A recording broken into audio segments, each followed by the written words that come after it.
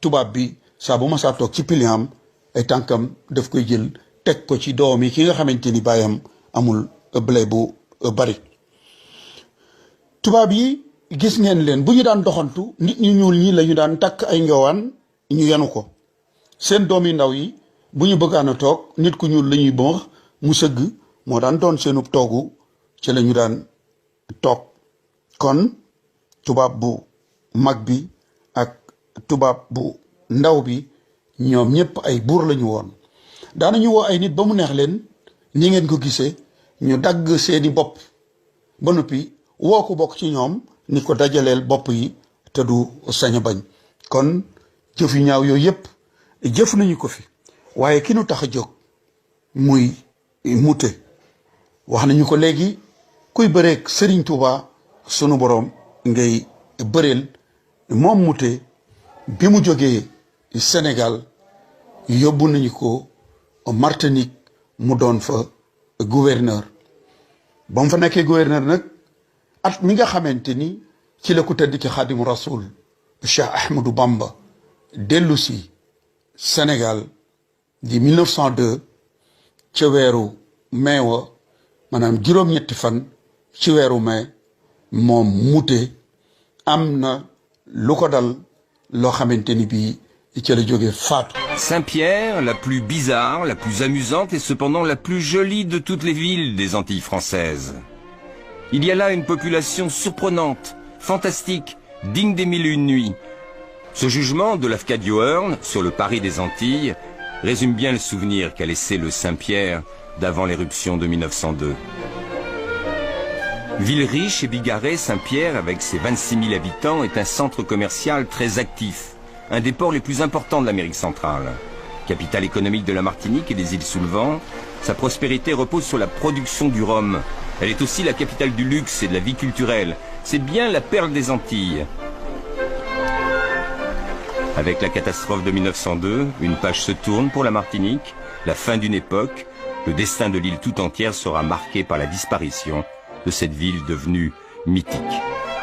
Saint-Pierre di dëkk bi gën a rafet ci Guyane française fii la dunduk gouverneur Mouté ak jabaram ji nga xamante ni moom lañ doon wax Hélène Copé te judd ci atum 1867 baayam doonoon pasteur seenug dund fii la jeexe jëf yi nga xamante ni moom la doon jëf yor-yoru alxames 5 septembre la woolu woon Serigne Touba ca bureau ba ca Ndar yor-yoru alxames juróom-ñetti fan ci weeru mai 1902 fii ci Saint-Pierre di dëkk boo xamante ni dafa nekk ci aw xur te montagne mu ñuy wax montagne Pelée tiim ko montagne boobu ab volcan la woon kon juróom-ñetti fan ci weeru mai 1902 dëkk bi di Saint-Pierre gouverneur baa ngi fii ak jabaram waaye la ñu waxoon ni kuy bëre ak Serigne Touba sunu borom ngay bëreel sunu borom ubbi na montagne Pelée mi nga xamante ni moo tiimoon dëkk bi nanu leen seetaan la fa xew.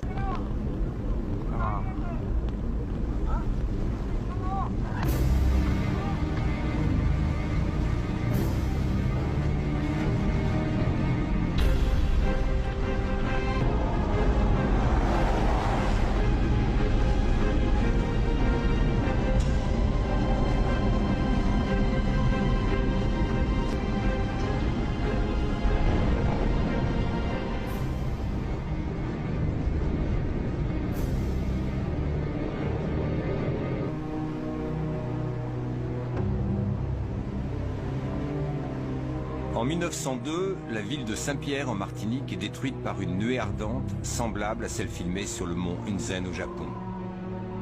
La montagne Pelée est un volcan vieux de 300 000 ans, à l'air débonnaire.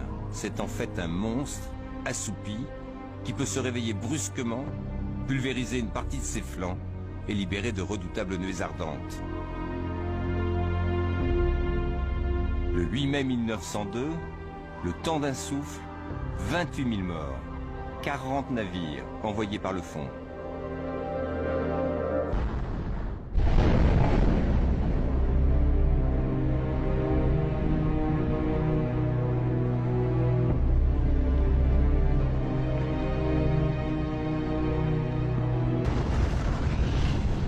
Émilie Dujon s'était réfugiée avec les siens près de la commune du Carbet à Bourgard, à 2 km au sud de Saint-Pierre. 2 km qui vont faire la différence et les sauver. Nous sommes une vingtaine, fuyant à travers les champs de canne, affolés, terrifiés, aveuglés par la cendre.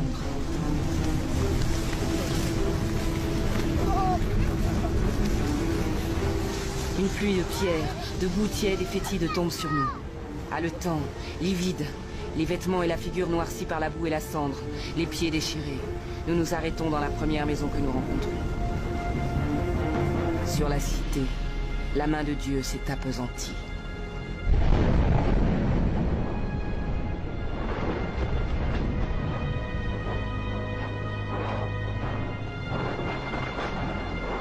Lorsque la colonne de feu s'abattit sur la cité, une immense clameur s'éleva. Cri de désespoir et d'angoisse qui semblait être la plainte suprême de l'agonie d'un peuple. Une foule nombreuse se précipita vers le rivage. Certaines arrivèrent jusque sur les bords de la mer, où ils pensaient trouver le salut. Mais les flots étaient devenus bouillants, et les pauvres victimes furent brûlées avant même d'être noyées.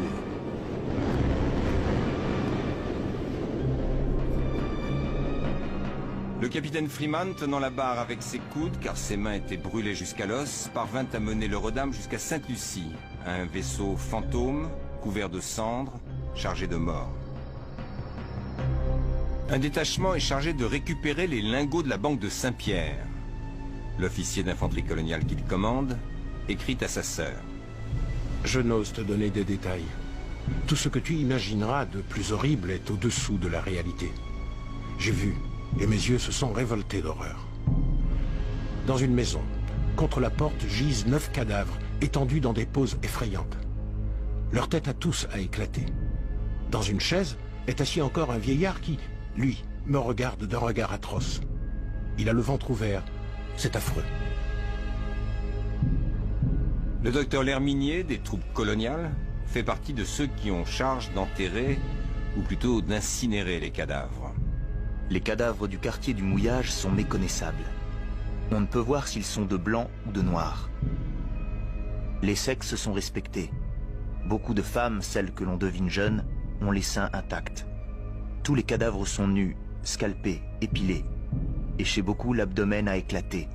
Et les intestins saillent, non brûlés. ñaar fukki junni nit ak juróom ñett ñàkk nañu seen bakkan ni ngeen ko gisee ni ko waxee ci français ñi doon daw doon sóobu ci géej gi ndax ndox mi bu ñu duggee ci ndox mi dafay mel ni cin lu baax ba tàngoor wi moo leen di faat lu jiitu ñuy suux dégg ngeen niñ ko waxee ci tubaab néew yi kenn mun leen woon a suul ba wàllu yi nga xamante ni ñoo ñëw dañu leen doon lakk kon ki nga xamante ni moo jëfoon jëf jooju di yóbbu sëriñ bi Gabon te mooy gouverneur Moutet ak jabaram ci ñaar fukki junni nit ak juróom-ñett yooyu faatu ci lañu bokk gis ngeen dëkk bi mbedd yi foo jaar ni ab taw di def bu tawee ba ñu naan mbënn bi ñëw na ndox mi di walangaan ci mbedd yi kenn du am foo jaar noonu la leen sunu borom def ci sawara beteex boo xamante ni day bax xonq coy ni ngeen ko gisee mbeddi Saint-Pierre yépp noonu la mel kon lii mooy mujjug gouverneur Moutet mi yóbbu woon Serigne Touba Gabon mooy mujjug gouverneur Moutet mi woowoon Serigne AOF yi ni leen da ngeen di signé lii ma leen di signaloo wala ma boole leen ak gaynde yu xiif yi lii mooy mujjug gouverneur Mouté mi jëloon Serigne Touba bi mu nanguwul a signé la mu bëggoon mu signé ko mu boole ko ak gaynde tëj ko ci jardin d'essai bu Saint-Louis ngir bëggoon mu jël bakkanam mbokk yi kon li Serigne Touba waxoon ci xasidaam googu di minanul baaqil qadim fi mujisaati raaqil maqdum loola mooy li nekk birazuman barazani birazuman yubarizul multaqimal bariz zaman birazuman barazani birazuman yubarizul multaqimal bariz zaman birazuman barazani birazuman yubarizul multaqimal bariz zaman birazuman barazani birazuman yubarizul multaqimal bariz zaman birazuman barazani birazuman yubarizul multaqimal bariz zaman birazuman barazani birazuman يبارز المنتقم بارز من براز من بارزني براز من يبارز المنتقم بارز من براز من بارزني براز من براز من بارزني براز من يبارز المنتقم بارز من biraasu man baarasani biraal ñi dee Sénégal ñi génn gàddaay far dem ba faatu ñi joxe seen gànnaay ndax ñu yaatu fam nañu saamu i cere wi soose yóbbu Gabang boole koog Baraama Siise tala kapoor ba ñu lekke imbulaañse daf ko ci biir nag laaw la ma faraañse ñoo génn lam de julbeere ñooro rey nag ki doom ji jàll Fuuta Tooro ñoo del rey nag almaami Abdu Bukar